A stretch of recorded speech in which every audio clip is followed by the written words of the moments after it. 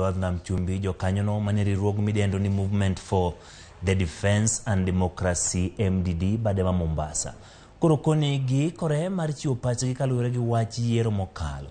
Omiyo gikwayo migosi Raila Amolo Odinga mondo koro bag limbe mare kaunti ma Mombasa. Gikone na yanga ni oganda mathoth ma jo Kenya sani ywak kaluwore gi ngima matek ma gikalie. Karibu ni piny owacho motelne gi jatend piny William Ruto ne osingo mar keto ngima mayot ne oganda jo Kenya.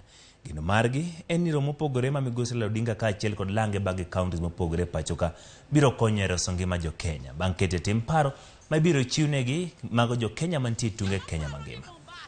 Ni joma yom yani joma poko decide mago gik ma onge wadwa nyiso ujo kanyakla ma bedroom mar baba osebetie pod bro betie tema nitie nyaka sani.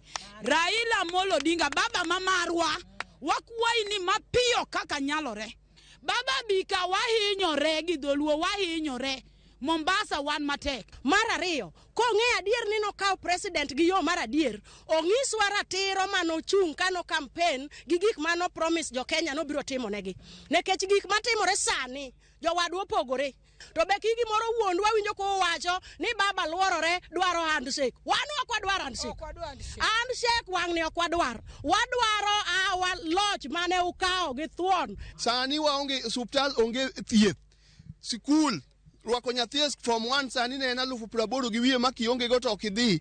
Pi onge tingiso ni wagolo osuru. Osuru ni idwa ter kanye? Koso osuru ni joge dwa chama. Wakwayo Raila Mombasa wariti kendo Mombasa pokodhi Mombasa ni kodi. We want to share our problems with you.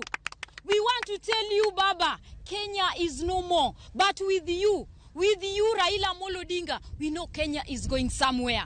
Yes. Na kwa inchi za nje tunasikia wengine wameleta 16 billion. Yani tunauzwa na 16 billion ili tulale na wanawake wenzetu. Jatend migao mar